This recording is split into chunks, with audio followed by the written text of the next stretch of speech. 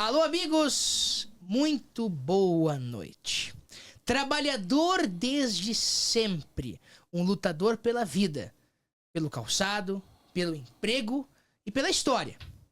Roberto Argenta, que começou lá no interior de Igrejinha com uma pequena fábrica na beira do rio e hoje é presidente da maior calçadista da América Latina, a Calçados Beira Rio. 71 anos de vida. Nascido aonde, Roberto Argenta? Oi, Dudu. Boa noite. Boa noite, um grande abraço a todos. Deixa eu dar a mão para esse meu amigo. Ah, tá bem. Tudo bem? Querido. Tudo bem. Olha, eu nasci no interior do município de Gramado. Meus pais eram pequenos agricultores. Eu até os 11 anos trabalhei na roça. Depois fui estudar num colégio de padres em Gravataí. Até os 18 anos. Aí fui morar em Porto Alegre. Morei em Porto Alegre durante 5 anos, onde fiz faculdade de Ciências Contábeis. Trabalhei em algumas empresas na área financeira. Olha, naquela época fui até operador na Bolsa de Valores do Rio Grande do Sul. Então me trouxe uma experiência.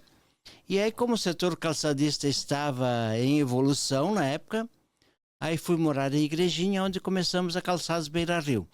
E o nome é Beira Rio porque iniciou na beira do rio, né? Então, exatamente. Que história. Até porque eu sou gremista, né? Então... Não é homenagem ao nosso estádio na Padre Cacique 891. Não. Eles imitaram. Eles que imitaram. A Calçados Beira Rio é original. É uma imitação. Tu vê. E o senhor Roberto Argenta, que está aqui na nossa frente, ele é corajoso, que ele fala isso na frente de um colorado ainda. Doente ainda, né? Não, mas é um grande exemplo pra gente. O Inter tá com um time bom, mas vamos ver se vai acontecer. Se até essa entrevista for melhora. Tá bem. Ai, meu Deus do céu, que bom início de conversa com esse empresário que hoje detém mais de 15 mil empregos diretos na sua fábrica, nas suas fábricas, mais de 10 mil indiretos, somando 25 mil pessoas, né, Roberto? Na verdade são 10.100 e poucos diretos. Desculpe, então. E 15 mil indiretos. E aí nós temos fábrica no Rio Grande do Sul, só no Rio Grande do Sul, e temos terceiros em mais de 100 municípios do estado. Isso leva emprego e riqueza para muitas regiões do estado. Imagina, 25 mil pessoas. Isso. Se cada uma dessas pessoas, em média, tem 3 pessoas no núcleo familiar, em média, chutando bem embaixo, são 75 mil pessoas. Exatamente. 75 mil gaúchos. Exatamente. Isso é digamos assim, isso é um orgulho muito grande de nós, da diretoria, dos nossos gerentes, que a gente gera oportunidades para muitas pessoas. Então isso é algo que realmente engrandece a Calçados Beira Rio também, além de outras coisas, é claro, mas esse número de empregos é algo muito importante para nós. É com esse número que eu digo, uma entrevista nunca vista, que você vai ver a partir de agora. Muito bem, Roberto Argenta. Falamos deste início, né, da Calçados Beira Rio, na beira de um rio. Então, antes de tudo isso, tu nasce lá no interior de Gramado. Sim. Que hoje é Igrejinha, imagino, né? Não. É Gramado Continua ainda. Gramado ainda. Continua Gramado. Na divisa com Santa Maria do Herval. Com Santa Maria do Herval, perto daquela estrada que tem ali. Isso. Estão asfaltando agora. Então, VRS 873.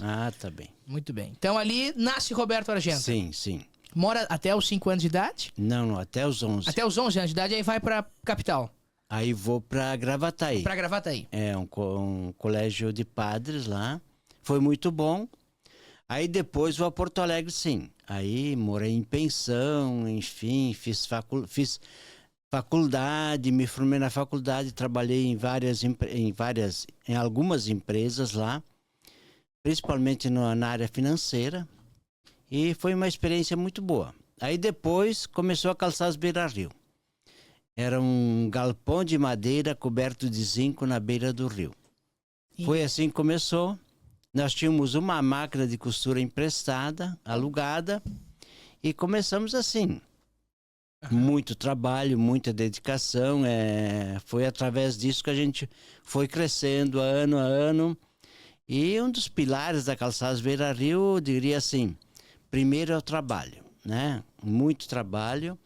O segundo é eu busquei continuamente a minha formação.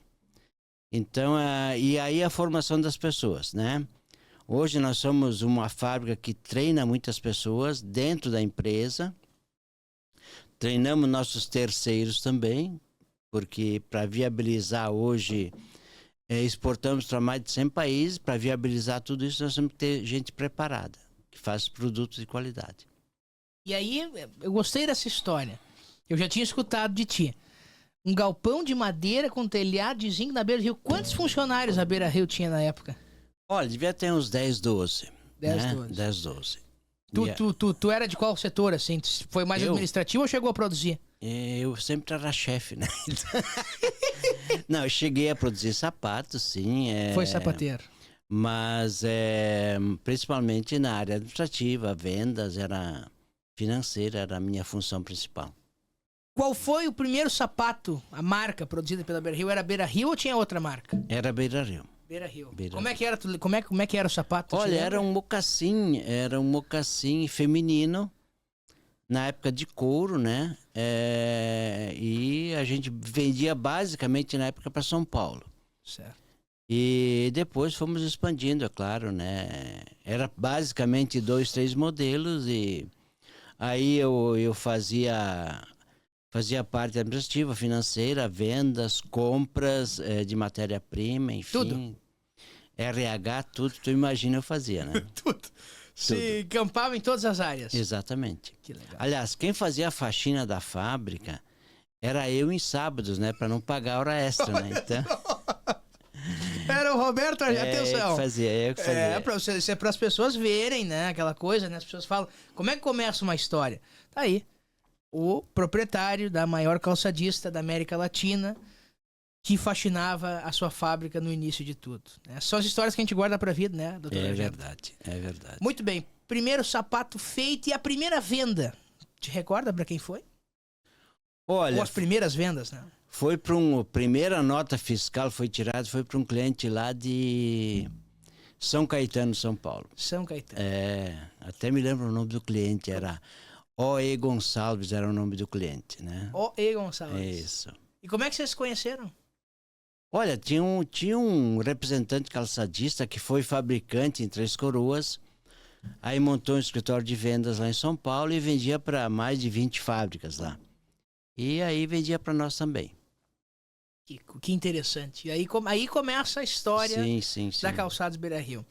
Argente, quando é que ela começa a se tornar uma potência? Hoje ela é mais do que uma potência, ela é uma gigante. Mas quando é que a empresa começa a tomar um rumo de uma potência, começa a se estruturar como uma grande empresa, começa a ter produção, né? Como é que começa essa estrutura e como é que ela é feita? Olha, na verdade, eu comecei a fazer... comecei a perceber que eu tinha que fazer reuniões mensais de avaliação com diretores e gerentes. A gente começou fazendo isso e a gente começou a buscar através deles as possibilidades de crescimento, né? E o mercado, eu nunca me dediquei muito à exportação, sempre ao mercado interno. Isso foi um acerto, uma né? dádiva da empresa. Foi um acerto da empresa. E a gente começou a crescer, né? Saímos do galpão de madeira, construímos uma fábrica de calçados lá, um bom prédio de alvenaria. O que fazia? Eu morava numa casa alugada também, na beira do rio. E o que eu fiz primeiro? Primeiro fiz uma fábrica, não fiz casa para mim, né? É gremista, mas gosta da beira do rio. Fique claro essa informação aqui. Coisa da vida. Quem foi pra beira do rio foi o Inter depois, né? Nos imitaram, né? Mas tudo bem. Mas aí, durante todo... primeiro construí 2 fábricas novas para mim, depois fiz uma casa para mim. Andava com Fuca 1300 CI 0063, me lembro da placa ainda. E com aquele Fuca fazia de tudo, né? Buscava matéria-prima em Novo Hamburgo, fazia de tudo, De né? tudo? Fazia de tudo, né? Levava o lixo embora da fábrica, fazia de tudo, né? Então, por quê? Por que tudo isso? Primeiro a fábrica, depois um carro novo, depois uma casa nova. Porque tinha que capitalizar a empresa. Hoje, um dos grandes diferenciais da Calçados Beira-Rio, nós temos as melhores fábricas do mundo em equipamentos, melhores equipamentos do mundo, por isso nós somos competitivos e produtivos. Então, uma dica que eu quero dar aos jovens empreendedores... Inclusive, está na sua frente. Ok, se capitalize. Tenha os melhores equipamentos, as melhores máquinas, porque depois o resultado vem. Tem que trabalhar muito no início, né? Investir muito, pegar pouco dinheiro da empresa, tá? Para investir na empresa. Tu tem que ser o melhor. Qualquer coisa que tu vai fazer, você precisa ser o melhor. Tem que ser reconhecido que você é o melhor em prestação de serviços, ou no produto, ou em qualquer coisa. Você precisa ser o melhor. E buscar sempre ser o melhor. Porque aí, quando você se dedica a isso, você vai ter um bom produto, um bom serviço. E o público reconhece o bom serviço, o bom produto. Que interessante. Que bela dica, hein? Inclusive, vão ter muitos jovens que vão estar nos assistindo e vão obter essas dicas. Ah, sim, que sim. Que bela dica. E é com essa dica de Roberto Argenta que eu digo que nós voltamos já. Muito bem. Quando você está no Dudu Night, nos ouvindo, nos escutando, nos apreciando, tomando café da manhã, almoçando, intervalo do trabalho, indo dormir, a hora você decide. A hora H é a sua para nos escutar. E muito obrigado por estar na nossa audiência. E na nossa companhia, que é para deixar você mais light.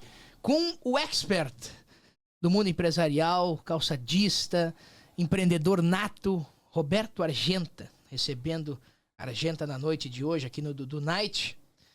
Falamos sobre a carreira empresarial, mas também é uma carreira política, o Roberto Argenta. Uma carreira política de muito sucesso, né? Prefeito de Igrejinha, vereador, deputado federal. Aí, ok, formaste a Beira-Rio. Quando é que tu decides dar o pontapé inicial na política? Olha, eu antes de ser prefeito, eu fui presidente da comunidade católica, construímos uma igreja nova, construímos um salão de festas novo. Salão de baile. Salão de baile. A se gosta de um baile. Isso aí. Outubro. Então, aí, na época, o pessoal vinha muito lá em casa reclamar da saúde. E pediam para mim levar, tinha pouco médico em Igrejinha, tinha 4 médicos em Igrejinha, e pediam para eu levar o pessoal para Taquara. E eu pegava meu Fuquinha e levava o pessoal lá no hospital de Taquara. E aí, lá pelas Santas, não, peraí, eu vou mudar esse negócio aí.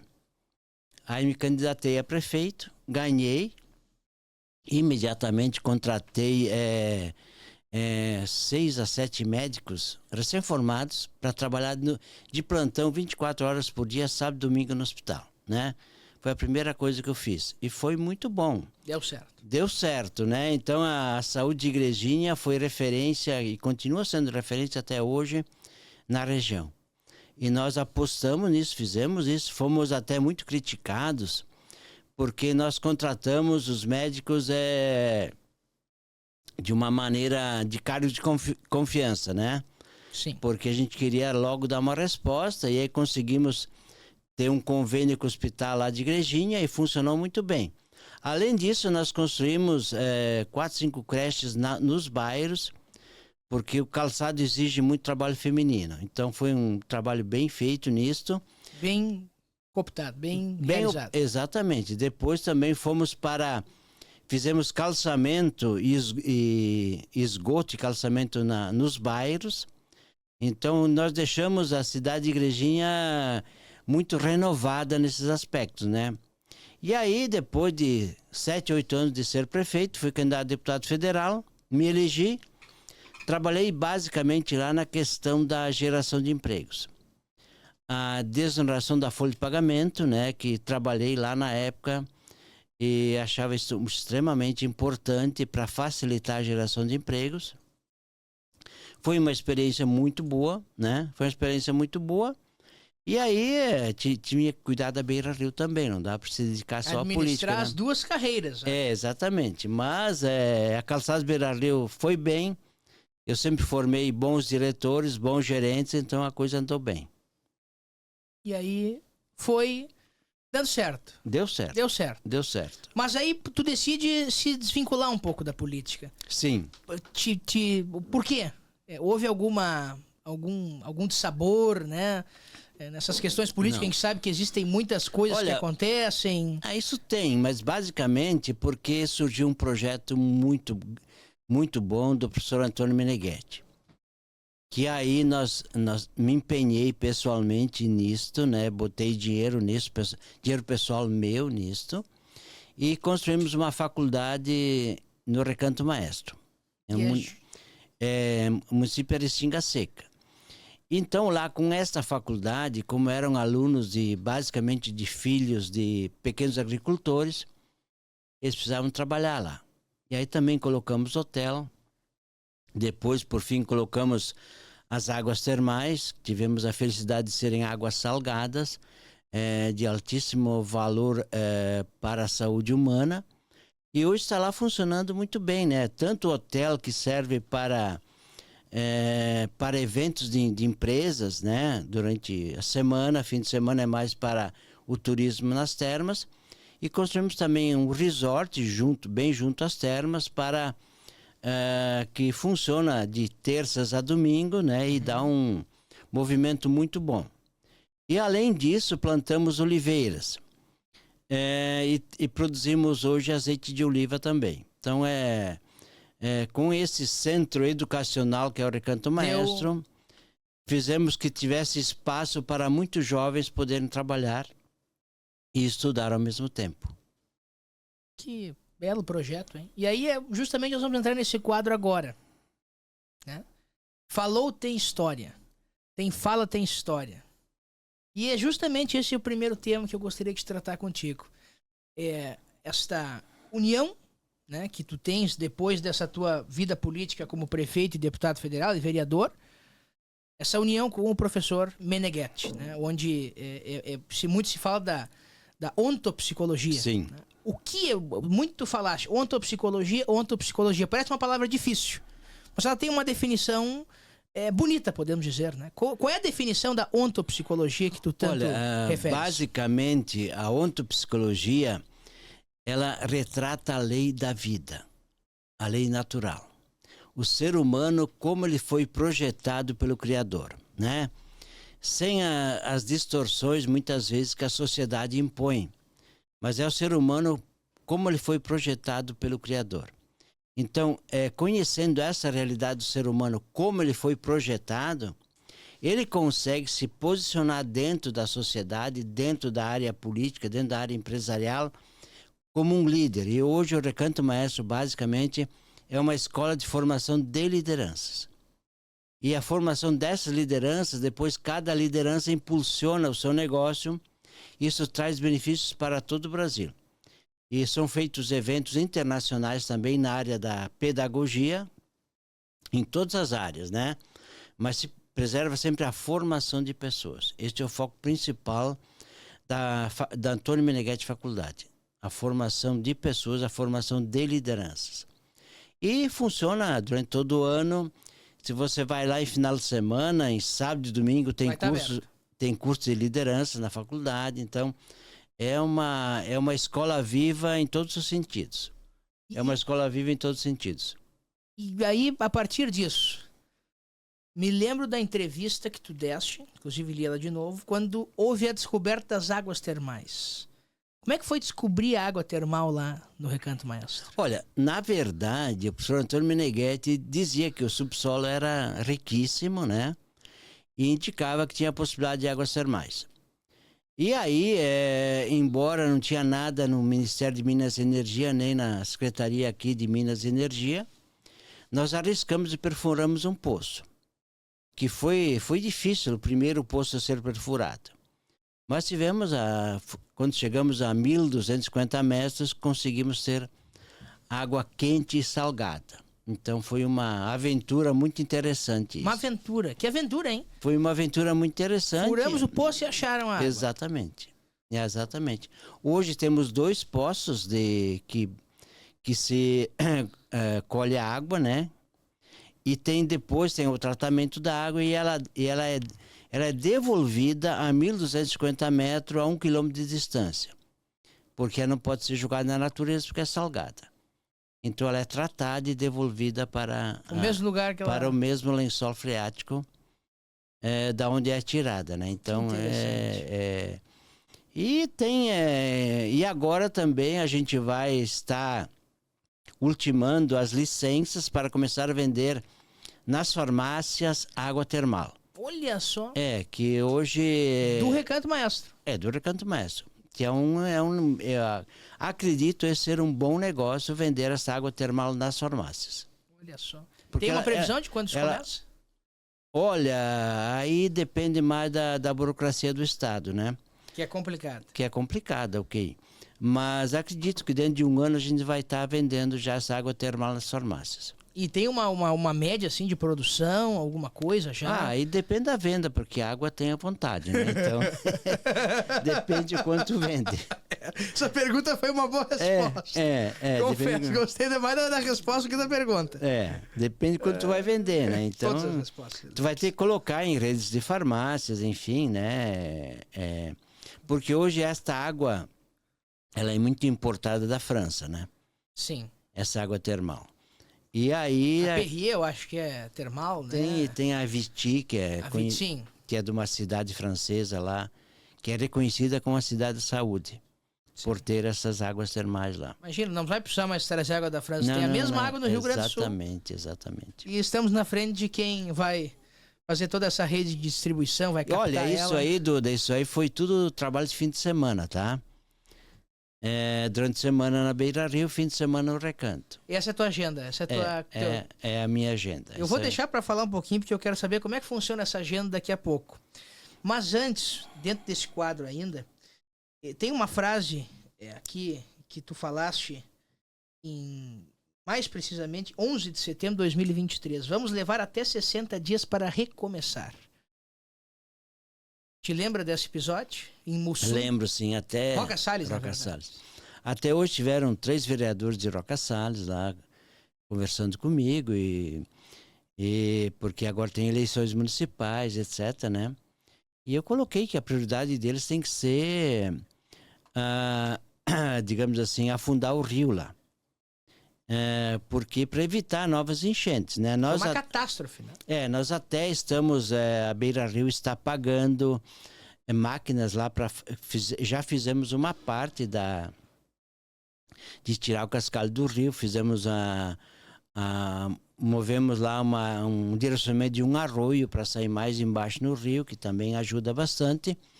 Mas é muito importante que a prefeitura, junto com as demais prefeituras do Vale do Taquari, trabalhem para tirar o cascalho do rio. Porque ao longo dos anos o cascalho foi tomando conta e tem menos espaço para água. E aí esse cascalho pode ser aproveitado tanto nas estradas municipais quanto para fazer asfalto. É a melhor base de asfalto que existe para asfaltamento. E também para as estradas municipais. Então, estava colocando lá para os vereadores e um possível candidato a prefeito de lá, que a prioridade deles tem que ser exatamente isso, porque isso vai dar segurança para quem quer construir em Roca Salles, para quem quer investir em Roca Salles.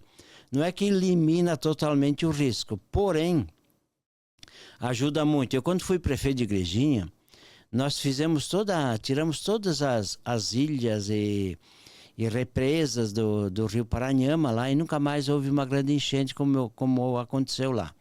Então, as grandes enchentes exatamente, é possível fazer isso, é possível, e fazendo bem feito, o custo não é tão alto, porque você pode entrar com a máquina grande dentro do rio,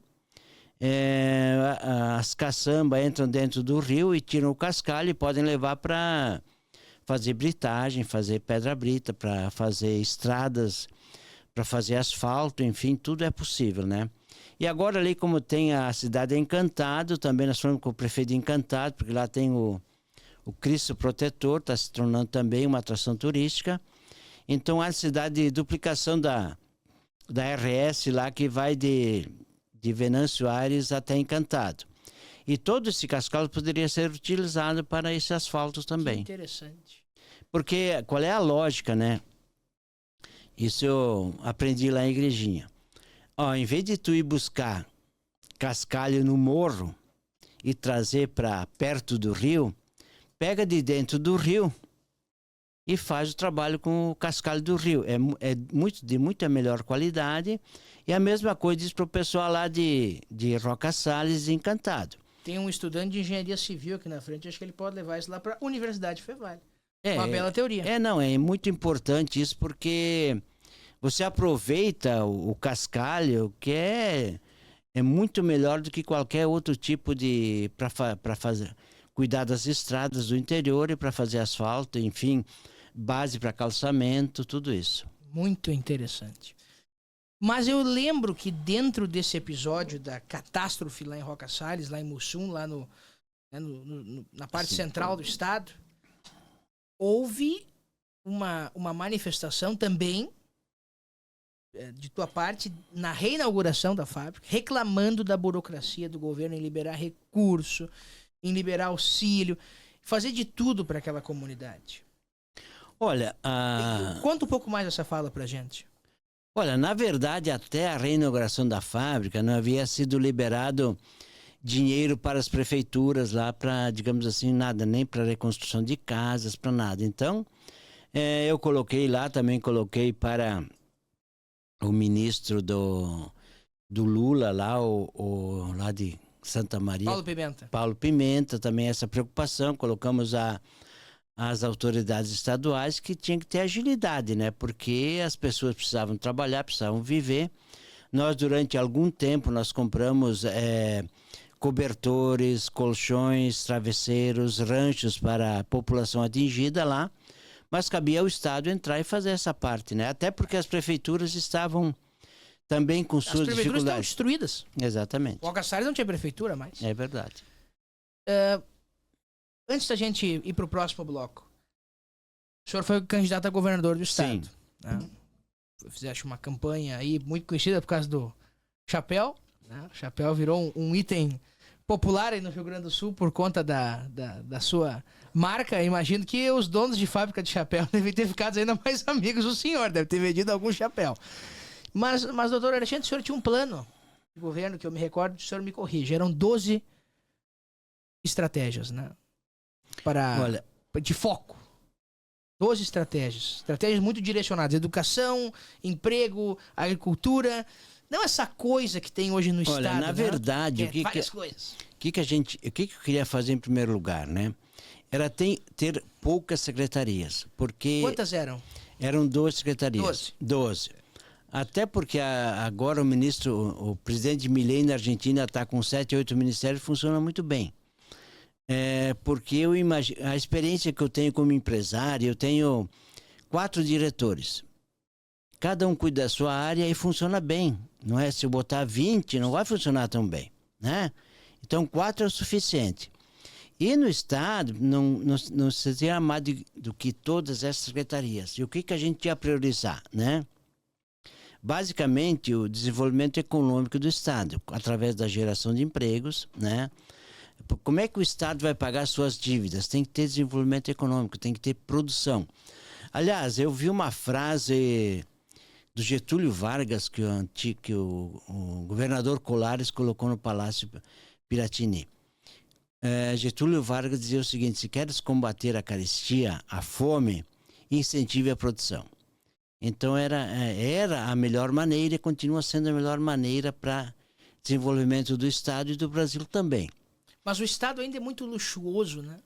O senhor fala, lembra dos debates, o senhor dizendo do palácio lá da Serra, essa coisa toda, essa pompa, né? Não tem sentido ter um palácio pro governador lá em Canela. Que ele nunca vai. É pura despesa, quer dizer, mas é assim, quantas outras coisas tem que são pura despesa? Muitas. É muita coisa, quantos prédios existem que estão praticamente abandonados pelo Estado? Então não tem necessidade de tudo isto, né? Tem necessidade daquilo que funciona. e pegar esse dinheiro e fazer desenvolvimento. A educação, nós temos que ter mais escolas técnicas, né? Tipo o Liberato. Exatamente, escolas técnicas para o adolescente ter um foco para ter uma profissão, enfim, para ter um trabalho. Eu acho que isso tem que ser feito. Outra coisa é a metade sul. Tem um potencial maravilhoso, né? Porém, não é explorado. Toda a metade sul. Eu estive em todos os municípios da metade sul. E existe muita pobreza. Bagé, a rainha da fronteira, né? Meu Deus, o que falta. Até acesso asfáltico é complicado lá para Bagé. Então, e assim, toda a metade sul tem imenso potencial. O que falta é infraestrutura. As oliveiras, agora o governador foi para a Itália ver a questão do azeite de oliva. Mas o que a nossa Emater fez nos últimos 10 Ele já foi 15 visitar anos? a sua plantação lá? Não, lá não foi. Não. Então, governador, acho que está na hora do senhor ir, né? Que... Ir para a Itália é fácil. Ou melhor, é mais fácil no Rio Grande do Sul do que ir para a Itália, né? Mas... o que eu vejo, assim, a Emater não formou técnicos para acompanhar o plantio de oliveiras. A Emater deveria ser a pioneira nisso. Se você vai ver o funcionamento da Ipagre em Santa Catarina, por que Santa Catarina tem uma agricultura familiar florescente? Porque tem uma empresa do estado, que é a Ipagre, que funciona. Né? Sim, tudo lá funciona melhor. Tudo lá tem mais o sentido empreendedor. Incentivo, né? Exatamente. Incentivo do governo. E o governo está junto, os prefeitos estão juntos, deputados, o governador. E veja bem, lá o estado não tem dívidas. O estado de Santa Catarina devia estar com 10, 20 bilhões no caixa, né? Para investir. É isso que atrai investimento, né? Se o estado está bem administrado e não tem dívidas. O Rio Grande do Sul tem uma dívida muito grande, né? Não é culpa desse governador, mas é culpa, eu diria, muito mais da classe política, né? De criar tanta despesa e deixar o Estado endividado. Porque hoje quem vai pagar isso são os jovens que vão ter que pagar essa conta, né? E o jovem não tem culpa dessa dívida. Então, eu acho assim que o Estado tem grandes possibilidades, né? Mas passa por uma racionalização dos serviços do Estado. E se tornar um Estado bem mais eficiente. Sim, que é o que falta. É o que falta, bem mais eficiente. Não tem praticamente investimento em irrigação, que se nós tivermos lavouras irrigadas, elas produzem 2, 3 vezes mais. Tem possibilidade de produção de duas colheitas por ano, e assim, eu acho que nós temos muito potencial, tanto na indústria como na agricultura, e nos serviços também. Mas, basicamente, temos que ter mais atenção exatamente em quem produz, seja na área agrícola, seja na área industrial. Interessante. Temos as melhores empresas digamos assim, na questão temos as melhores indústrias para o produtor rural. E vendendo para todo o Brasil máquinas agrícolas. Mas está faltando, digamos assim... Um incentivo. Eu diria assim, está faltando uma política industrial, né? E agrícola e comercial que leve o Rio Grande aos patamares que já foi. O Rio Grande do Sul foi o maior produtor de alimentos do Brasil durante um período. Depois os gaúchos foram para Santa Catarina, para o Mato Grosso e o estado ficou no setor agrícola, nesses estados que o senhor cita, no setor industrial Nordeste. Quantos calçadistas, colegas do senhor desse setor foram para o Nordeste? Né? Não foram poucos. E nós perdemos isso, né? Olha, não é que uma grande... Eu não fui para o Nordeste e não me arrependo, né, de não ter ido. Aliás, foi uma boa decisão. Aliás, quem me disse isso foi o professor Antônio Meneghetti. Fica no Rio Grande do Sul, que aqui a cultura é bem melhor do que lá. Então, eu acho que nós temos que voltar a ter uma cultura de valorização do trabalho. Isso é muito importante. Santa Catarina, existe essa valorização do trabalho maior do que aqui. Nós temos que começar dentro da escola, na escola, desde criança, dizer, olha, é o seguinte, ó, o trabalho que gera resultados.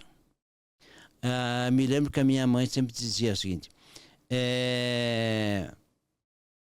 agora me foge as palavras da cabeça, mas era assim, ó, se você não trabalhar, não vai comer.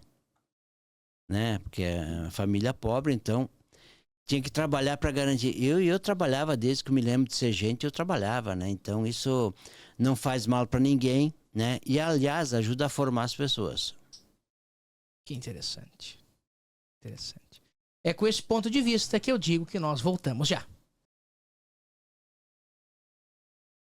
Muito bem, este é Roberto Argenta, aqui no seu talk show noturno do Do Night. Você está nos acompanhando de onde estiver, para sua noite ficar mais light. Muito bem, vamos para o segundo quadro de nosso programa.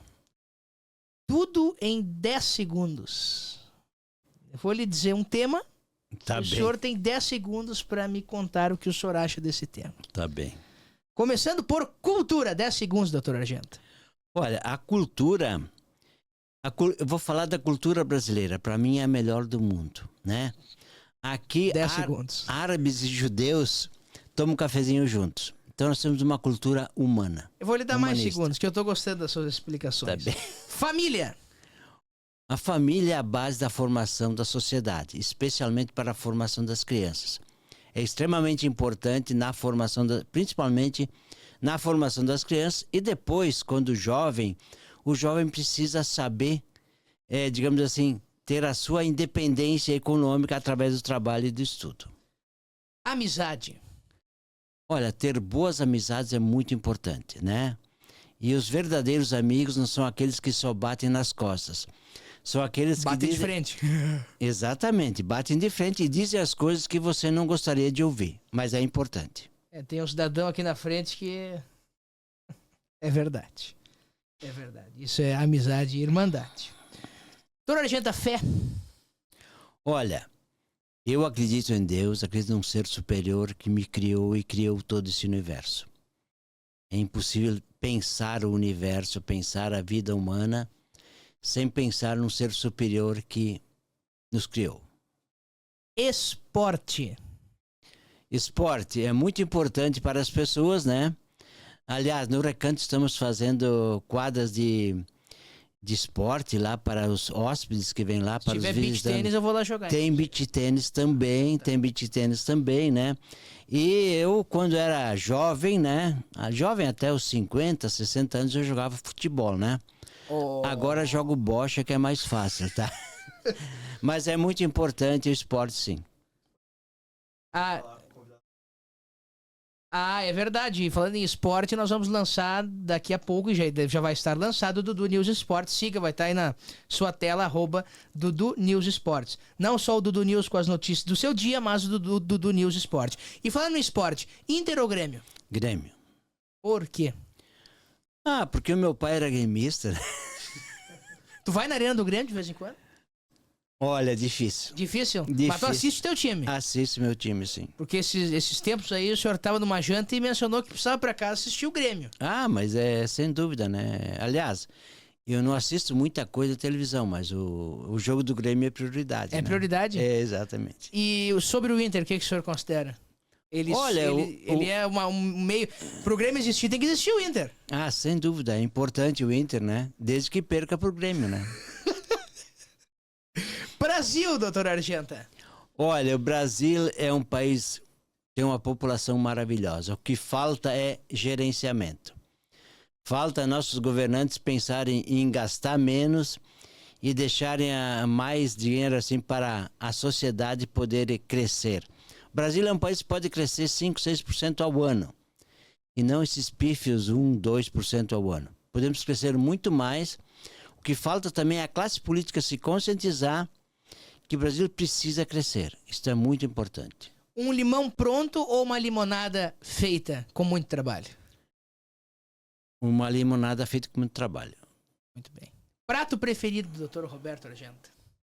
Churrasco. Churrasco? É. Bem feito? Bem feito. Costelão, 12 horas ou mais? Não, pode ser uma picanha também. Uma picanha bem. Então, tem que trazer uma picanha de presente, doutor Argenta. E, doutor Argenta, para encerrar, trabalho. Olha, a coisa mais importante para o ser humano é o trabalho. O trabalho gera independência, gera dignidade em primeiro lugar, mas gera independência econômica, né? E gera a satisfação de ser um vencedor. Porque ser um vencedor através do trabalho, através da profissão, é algo maravilhoso. Então, eu quero colocar que a necessidade de a gente começar a conscientizar as crianças já na escola da importância do trabalho. É isso que vai desenvolver a nossa sociedade e o nosso país. Muito obrigado, Dudu. Até a próxima. Peraí que tem mais coisa. Ah, tem mais? Tem mais coisa. Tem mais uma coisa que eu preciso te falar. Ainda bem. não terminou. Ainda. Ainda. Porque eu acho que essa tu vai gostar. Falamos de esporte. Gol de placa. O que é o gol de placa? É o penúltimo quadro do nosso programa. Um gol de placa? 2 gols de placa, 2 ou 3 gols de placa, porque a tua vida tem uma história linda, uma trajetória de muita construção. 2 ou 3 gols de placa da tua vida, coisas que tu considera sucesso que tu fizeste. Olha, coisa muito... Que mudou a vida das pessoas. Olha, a coisa muito importante foi me dedicar ao trabalho e construir a Calçados Beira-Rio, né? Isso foi muito importante. E formar as pessoas dentro da empresa. Outro gol de placa foi investir no Recanto Maestro, né? Que hoje tem faculdade, tem hotéis, tem fermas romanas e gera também uma infinidade de empregos lá também. E principalmente a formação de jovens. E de liderança também. Eu acho que isso é extremamente importante para a sociedade gaúcha e brasileira. Que belos gols de placa, hein? Tá bem. E o nosso último quadro. Hum. Uma história incontável até agora. Que agora já passou. O que tu pode nos contar que o público ainda não sabe de Roberto Argenta? Uma história boa. Olha... Essa é uma pergunta boa, né? Por isso tem pro final. Olha, tu sabe que... Você sabe que chegou num momento, não sei quanto, há 6, 7, 8 anos atrás, eu disse para o pessoal de vendas da Beira-Rio, nós temos que saber utilizar as redes sociais. E a partir deles começamos a usar bem as redes sociais. Eu acho que foi um momento extremamente importante para a empresa. E também um momento muito importante para a empresa foi participar da primeira FENAC que nós participamos. FENAC. Tínhamos um cantinho lá no fundo do corredor, não ia quase ninguém lá. E a gente lá fazia o seguinte, eu tinha uma secretária, né, que ficava na minha frente e eu ficava tirando pedido para ela. Não aparecia cliente. E eu tinha um gerente... Eu tinha um gerente de produção que ficava lá no corredor, vem aqui no fundo, tem sapato bom, bonito e barato, né? Bom, bonito e barato. E eu ficava lá fazendo de conta, tava tirando pedido. Claro. Né? E começou por aí e deu certo. E deu certo. Tirando pedido para secretária.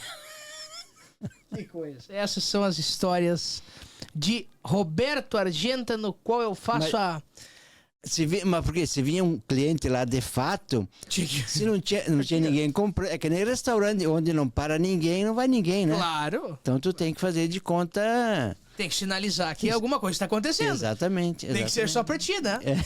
Que coisa. Roberto Argenta, nossa última pergunta. Qual será e quem você quer ser daqui a 5 anos? Olha, quer continuar o mesmo? Quer mudar? Não serei o mesmo. Quer construir mais? Não serei o mesmo, certamente, né? O que eu vou fazer mais? Aí depende das intuições que aparecem, né? Mas eu quero fazer mais, né? Eu acho que eu sou um cara novo ainda, tenho muito para fazer. Eu tenho que trabalhar durante mais de 20 anos ainda. Né? Até os 91. Até mais, tá? 95, então. Isso aí. Gostei dessa... Vou anotar aqui, ó. Gostei desse número 95 aí, viu? anos. Exatamente. Porque o que eu gosto de fazer é isso, né? E até lá tem que fazer muita coisa, senão ficar sempre na mesmice não dá. Tem que ter novidade. E dentro dessas novidades, vamos ver o que vai aparecer, eu vou fazer. Ele é presidente da Calçados Beira-Rio, a maior calçadista da América Latina, que atualmente produz 500 mil de pares de calçados todos os dias. 71 anos de vida, uma carreira linda, uma história linda. E, para encerrar este programa, a frase de Roberto Argenta: ficar na mesmice não dá. Então, jovens, vamos tirar essa bunda do sofá e vamos trabalhar. Porque tem um senhor aqui na minha frente que até os 95 anos garante que vai trabalhar. E que Deus lhe abençoe para isso, doutor Roberto Muito Argenta. obrigado. E vou fazer mesmo. É isso aí. Que bela história. Que continue trilhando uma bela história de vida. Muito obrigado Se a pela sua gente, presença. Deus ajuda quem trabalha, pode ter certeza. E quem né? cedo Então, madruga. exatamente, exatamente. Quem cedo madruga e trabalha. Eu acho que isso é fundamental. E os jovens têm um mundo inteiro pela frente. Não percam tempo. Aproveitem. Não percam tempo e façam. Vale a pena. Vão errar, vão quebrar cara às vezes, mas vai aprender. E o resultado vai acontecer. É uma história de vida fantástica. Esse é o Dudu Night, que agradece a Roberto Argenta pela presença. As portas sempre estão abertas, tanto aqui, tanto no Dudu News, em todos os setores, as portas sempre estão abertas para ti, para você. Valeu, muito obrigado, Duda, um abraço a você, um abraço a todo mundo, foi uma alegria muito grande estar aqui. Um aperto de mão para Valeu. finalizar esse programa. Esse é o Dudu Night, para a sua noite ficar mais light. Até semana que vem. Boa noite, câmbio, desligo.